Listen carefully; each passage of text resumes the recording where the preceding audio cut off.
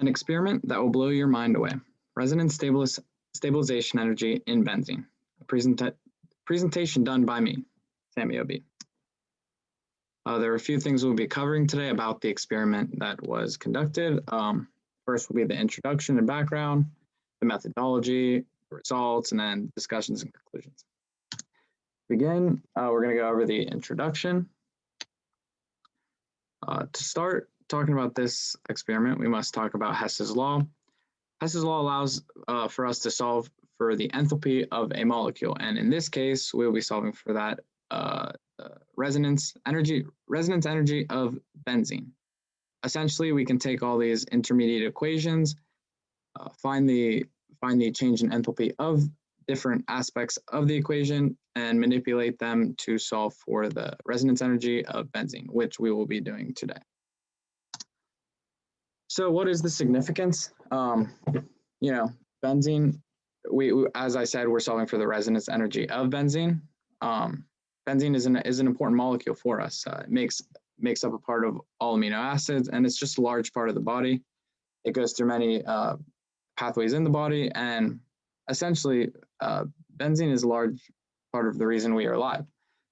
What is resonance energy? Well, resonance energy is extra stability of a molecule that comes because of delocalized pi electrons and conjugated pi bonds. I have a few hypotheses for today. First, I hypothesize that the resonance energy of benzene through the Sigres method will come out as a greater value than that of bomb calorimetry method. So in today's experiment, two methods are done, as seen here, bomb calorimetry and then Sigres. Sigres is an online model, and then bomb calorimetry we would normally do in a laboratory. I also hypothesize that Sigres will be the most accurate method out of the two. We will now go into the methodology of today's experiment. First, we begin with the Sigres method. So as I said, we use Sigres. We optimized these calculations by the PM6 model.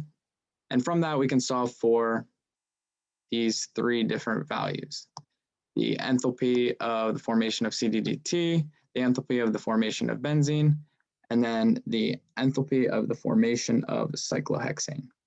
And then, when we solve for these, we use an equation to solve for the resonance energy of benzene. That will be shown later. And then we have the bomb calorimetry method, as already stated. First, we must build the bomb calorimeter. These are a few images taken from the laboratory and just setting up the bomb calorimeter.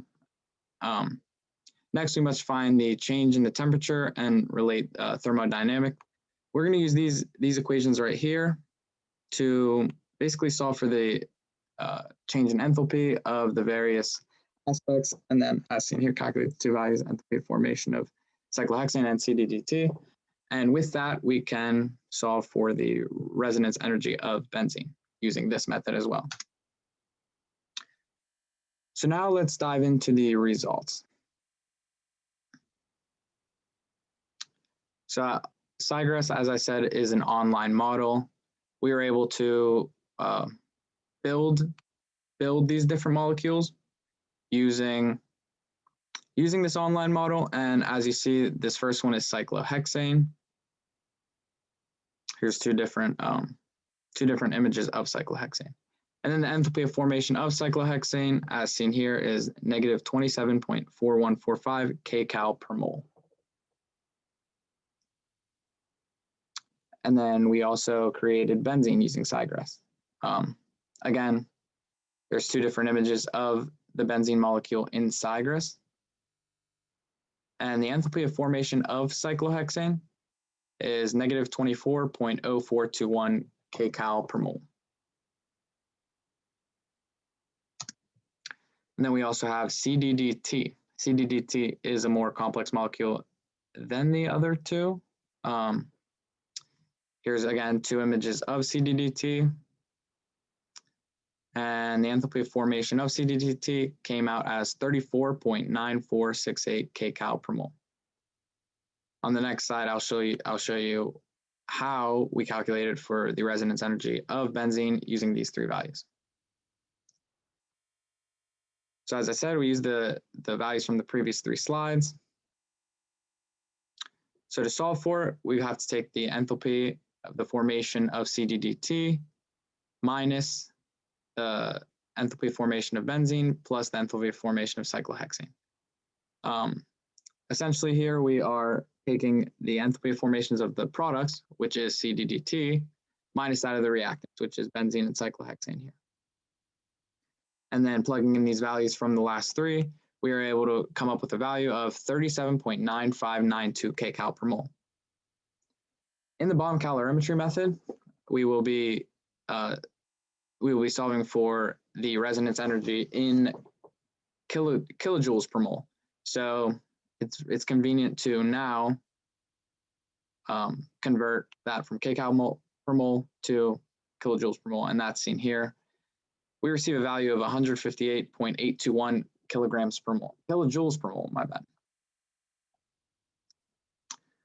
So next we'll be explaining the bomb calorimetry method.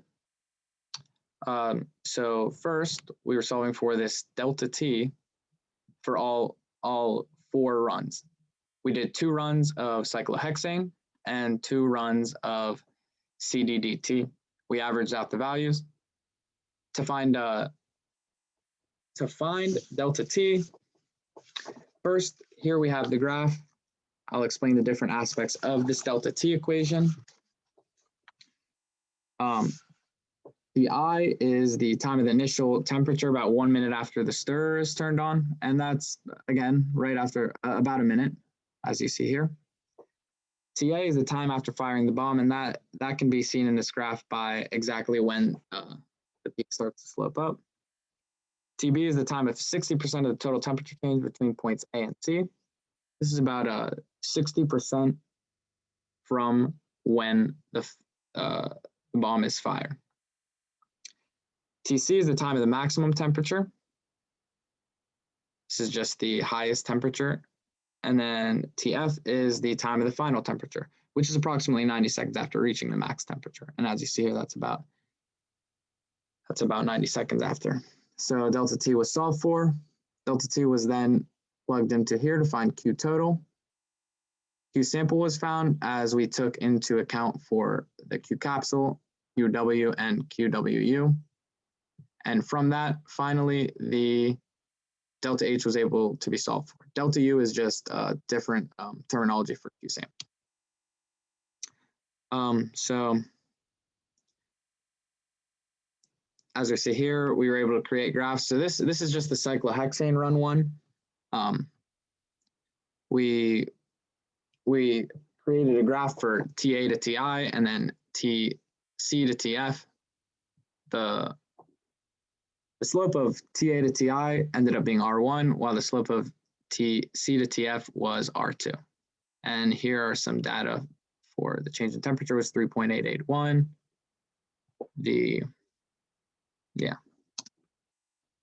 And then this was also done for the next 3 samples. And here are the calculations for those, or the results for those. So Hess's law calculations. As we said, we can manipulate these equations to solve for the resonance energy, and that's what was done. We took the average of the 2 runs. We took the average of the 2 runs. We took the heat of vaporization of CDDT, took the heat of formation of benzene, heat of vaporization of benzene, and heat of vaporization of cyclohexane as well. And finally, we gained a value of 120.84 kilojoules per mole. Discussion and conclusion is next. So just some conclusions we are able to draw from this. Positive resonance energy using both methods, and this it was expected because benzene is stable. If benzene wasn't stable, we probably wouldn't be alive. So a positive resonance energy indicates a stable molecule, which is correct. And then negative enthalpies for cyclohexane and CDDT found in the bomb calorimetry method, and this is also expected because both reactions are exothermic. So you'd expect a negative enthalpy. Some drawbacks in bomb calorimetry, liquid forms were first used. Because calorimetry uses liquid samples, the enthalpies of vaporization need to be taken into account. This is a drawback because the resonance energy is for gas phase molecule, so the accuracy is definitely going to decrease. And then for Sigress, a drawback is the heat of vaporization is not even accounted for, which is quite large. Discussion. Just another way we can solve for the resonance energy is find the heat of combustion of cyclooctatetrene, and that is seen right here. Subtract that by the heat of combustion of ethylene, which is just 2 of these right here, and that will actually form the benzene. So again, you can manipulate equations. You can manipulate the equation to solve for a different way to solve for the resonance energy of benzene. And then as we see here, we just have 4 different molecules. Benzene is the most stable out of the 4 and has the greatest resonance energy because it's aromatic. Aromatic molecules need to be cyclic, planar, and follow Huckel's rule. Benzene has 6 pi electrons, which follows Huckel's rule.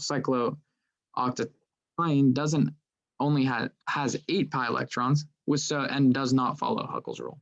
And these are planar, so these are going to even be less stable and have less resonance energy than these 2. So hypothesis 1, I hypothesize that the resonance energy of benzene through the Sigress method will come out as the greater value than the bomb calorimetry method. And this was correct. As we saw, we got about 158 for the Sigress method and 120 for the bomb calorimetry method. This is likely due to the fact that we accounted for the heat of vaporization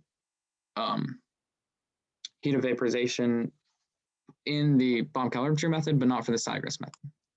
Our second hypothesis was that Sigress will be the most accurate method. This is most likely correct because there's no human error involved. Human error in the laboratory is very common. Sigress is a computer model, so